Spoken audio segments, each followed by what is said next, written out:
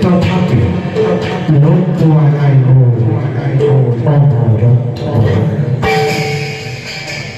সেই চুৰি থাকিবলৈ মহিষাসুৰৰে পাণ্ডৱ ধৰাৰ পক্ষতে সম্পত্তি খাওঁ অন্নৰ